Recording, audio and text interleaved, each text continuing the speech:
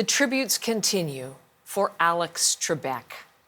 The longtime Jeopardy host died yesterday at the age of 80. He had waged that long and very public battle with pancreatic cancer.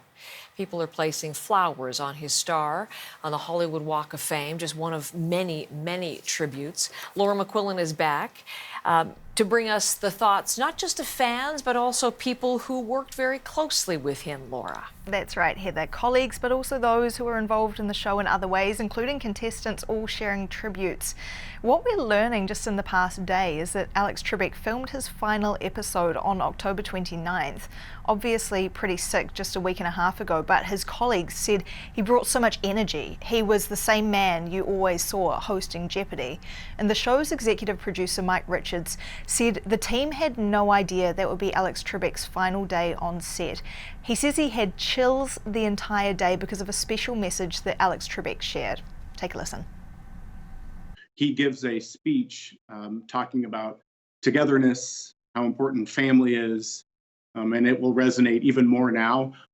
It was so beautiful that we were all emotional. We were all in tears, and we all started clapping, and it almost distracted him because he was going, "Okay, now let's play Jeopardy." But it was one of those days. It was just he was at the top of his game, even though clearly he was very ill. And while we've seen fans sharing tributes online, we're also seeing some contestants, some famous names like Ken Jennings, who holds the longest winning streak, 74 wins. Take a look at a tweet that he shared. In it, he said, "Alex wasn't just the best ever at what he did, he was also a lovely and deeply decent man, and I'm grateful for every minute I got to spend with him." Obviously, a lot of minutes that those two did spend together. Also, James Holzhauer, who spent, 32 games on the show as well, sharing this. "Alex was so much more than a host. He was an impartial arbiter of truth and facts in a world that needs exactly that. He was someone you could count on to entertain you every weekday, even when his health barely allowed. And he was an underrated rapper." And Heather, I want to share with you once again that moment which James Holzhauer shared as well. Take a listen. "Started from the bottom, now we're here. Started from the bottom, now the whole team here. Buy a chopper and have a doctor on speed dial, I guess. Mad City. Panda, panda, panda, panda, panda, panda, panda. They mad, they ain't famous. They mad, they still nameless. But we still hood famous. Yeah, we still hood famous. I was just getting into this rap thing. I'm not too good at it, but I was getting into it."